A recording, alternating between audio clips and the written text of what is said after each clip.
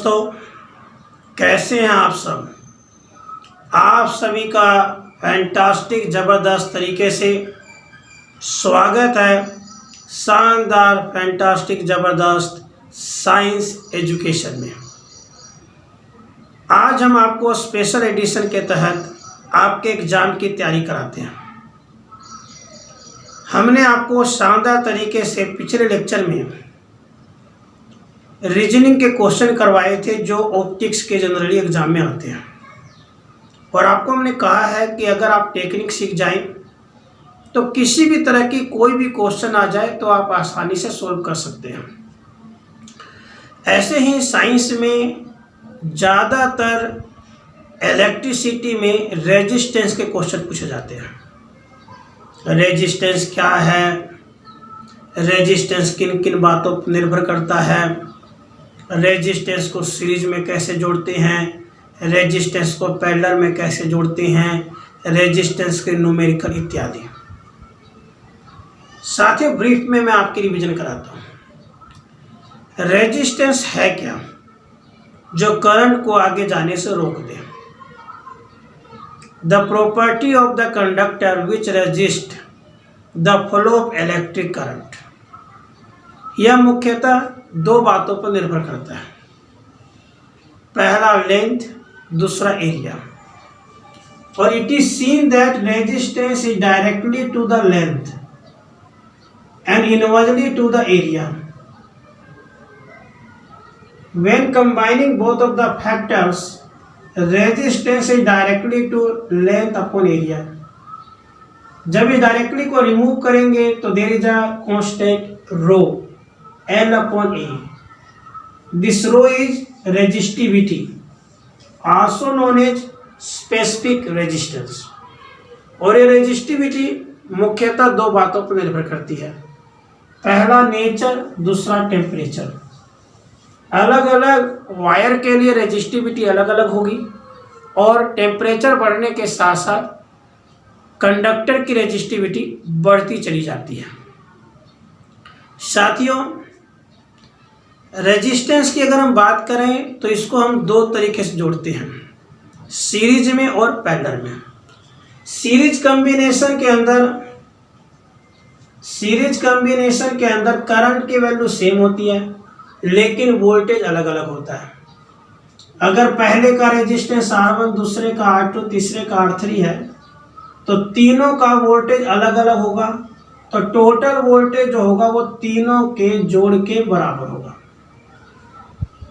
अगर Ohm's law लगाएं तो V1 हो जाएगा IR1, V2 हो जाएगा IR2, V3 हो जाएगा IR3, जबकि वोल्टेज होगा IR। ये सीरीज कॉम्बिनेशन का इक्विवेलेंट रेजिस्टेंस है। I कॉमन ले लीजिए, क्या रह गया R1 plus R2 plus R3। अगर आप इसको सिंपली सोल्व करेंगे तो I से I कैंसिल हो गया। तो सीरीज कॉम्बिनेशन के लिए आपने क्या देखा कि यदि सीरीज कॉम्बिनेशन में कंबाइन किया जा रहा है तो टोटल रेजिस्टेंस सभी रेजिस्टेंसेस के जोड़ के बराबर होगा। सिमिलरली यदि आप पैरेलल में जोड़ते हैं तो पैरेलल के अंदर करंट की वैल्यू सभी रेजिस्टेंसेस के लिए अलग अलग होगी, इसलिए टोटल करंट जो होगा वो तीनों के जोड़ के बराबर होगा।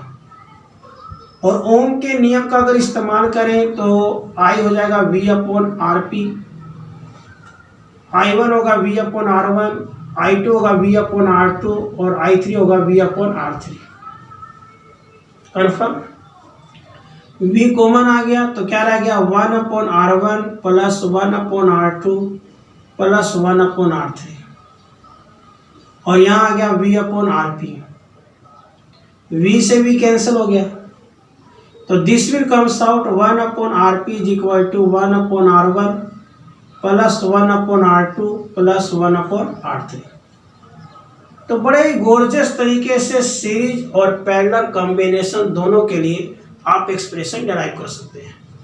अब इसका इस्तेमाल हम न्यूमेरिकल पॉइंट ऑफ व्यू से भी करेंगे। जैसे कोई एक न्यूमेरिकल आ जाए, जैसे पहला न्यूमेरिकल आपके स्क्रीन पर, कि मान लीजिए हमें अनेकों रेजिस्टेंस दे दिया जाए एक का रेजिस्टेंस 2 ओम है, दूसरे का 3 ओम है, तीसरे का 5 ओम है। कह दिया टोटल रेजिस्टेंस निकालो। तो बड़े आसानी से आप देख सकते हैं कि सीरीज है कि पैरेलल है। अगर करंट का पाथ सेम है तो वो सीरीज है, और करंट का पाथ अलग अलग है तो पैरेलल है।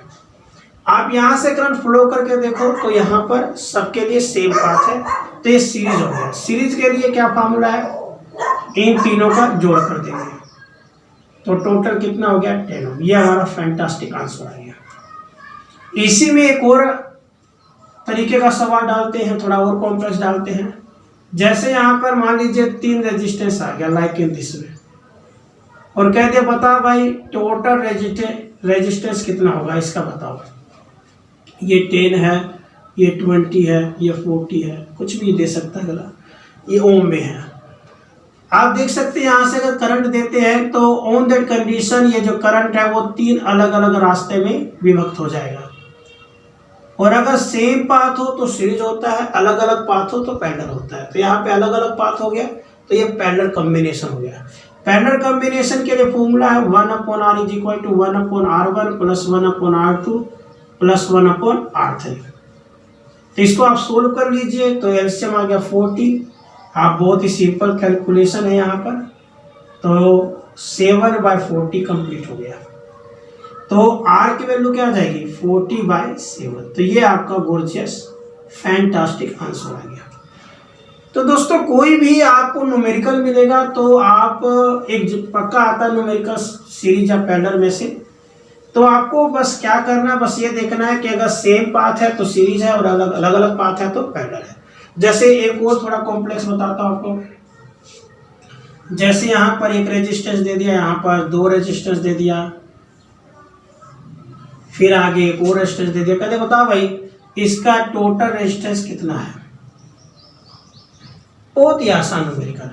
ये दे दिया 10 ओम, ये दे दिया 20 ओम, ये दे दिया 20 ओम, ये दे दिया 10 ओम। बताओ भाई टोटल रेजिस्टेंस ए और बी के बीच में कितना है। तो पहले इसको सोल्व कर लो आप। यहां से करंट दोगे आप तो ये 2 अलग अलग पाथ बन गया। आप बस एक डायलॉग याद कर लो, same path series, different path parallel. ये अलग अलग पाथ है तो पैरेलल हो जाएगा। और अगर पैरेलल है तो इन दोनों का रेजिस्टेंस क्या हो जाएगा 1/20 + 1/20।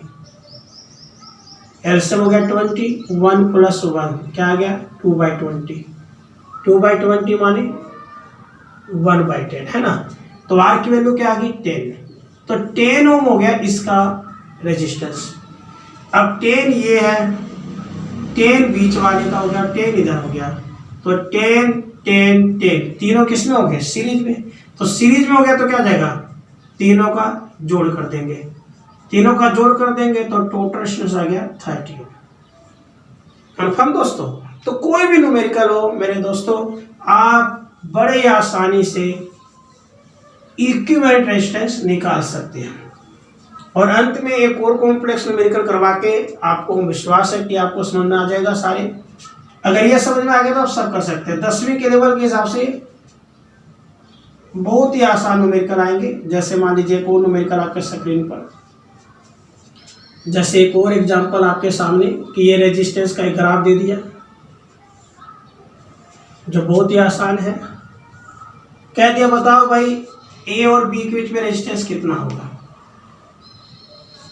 यहाँ पे 10, यहाँ 20, यहाँ 20, यहाँ 30, यहाँ 30, यहाँ 30 और यहाँ 10। तो बहुत ही आसानी से आप ए और बी के बीच का रेजिस्टेंस निकाल सकते हैं। पहले इसको सोल्व कर लो। ये पैरेलल में है, पैरेलल में है तो वही टेक्निक 1/r क्या हो गया 1/20 + 1/20। सोल्व किया तो आ गया 2/20 मतलब 1/10। तो आर की वैल्यू क्या आ गई 10। मतलब इसके लिए जो सीरीज कॉम्बिनेशन का आया वो पैरेलल कॉम्बिनेशन का आया 10 ओम हो गया पहले के लिए।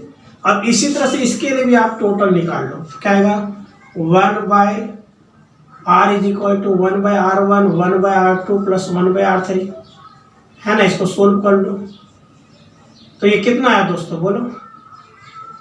तो आपको इसका भी 10 आ गया है ना आसान। तो यहाँ पर पहले वाला भी 10 था, दूसरे वाले का भी 10 आया, तीसरे वाले का भी 10 आया और फोर्थ वाले का भी 10 है। तो ये सब किस में है? सीरीज में। तो सीरीज में है तो टोटल डिस्टेंस क्या जाएगा? 10 + 10 + 10 + 10, तो क्या आ गया? 40। तो साथियों कोई भी न्यूमेरिकल हो, आपको बस ये देखना है सीरीज में है कि पैरेलल में है। पहचान बहुत ही सिंपल है। सेम पाथ है तो सीरीज होगा, डिफरेंट पाथ है तो पैरेलल होगा। सिंपल पहचान करके आप सीरीज का फॉर्मूला लगा दीजिए सीरीज कॉम्बिनेशन में, पैरेलल का फॉर्मूला लगा दीजिए पैरेलल कॉम्बिनेशन में। कोई भी न्यूमेरिकल कितना से कितना कॉम्प्लेक्स क्यों ना हो, आपका बहुत आसानी से न्यूमेरिकल सॉल्व हो जाएगा। तो मुझे विश्वास है कि रेजिस्टेंस के जो कंसेप्ट हैं आपके सामने क्लियर हो गए होंगे। मैंने आपको समझाया कि रेजिस्टेंस क्या है, रेजिस्टेंस किन किन बातों पर निर्भर करता है, रेजिस्टेंस को कैसे जोड़ा जाता है, उसके एक्सप्रेशन कैसे निकाले जाते हैं, उसके न्यूमेरिकल कैसे निकाले जाते हैं। तो रेजिस्टेंस की जो टेक्निक अगर आप सीख गए हैं तो आपको रेजिस्टेंस का कोई भी सवाल क्यों ना आ जाए, हजारों क्वेश्चनों का जवाब आप दे सकते हैं। तो साथियों ऐसे ही आप टेक्निक बाय टेक्निक अपनी एग्ज़ाम की तैयारी करते रहिए। हम आपके साथ हर कदम पे खड़े हैं। मुझे विश्वास है कि आप हमारी इन बातों को समझकर अपने एग्ज़ाम की तैयारी बड़े ही मजबूती के साथ कर रहे होंगे। ये हमारी गारंटी है कि आप अगर हमारी टेक्निक को समझ आते हैं तो आपको 10th के साइंस में कोई समस्या नहीं आने वाली, आप 100% कामयाब होंगे। इसी उम्मीद के साथ कि आप ऐसे हंसते मुस्कुराते अपने 10th साइंस को क्वालिफाई करेंगे और आगे बढ़ते रहेंगे। फिर मिलेंगे एक और नए शानदार कंसेप्ट के साथ, सेम टाइम सेम जगह। जय हिंद, जय भारत।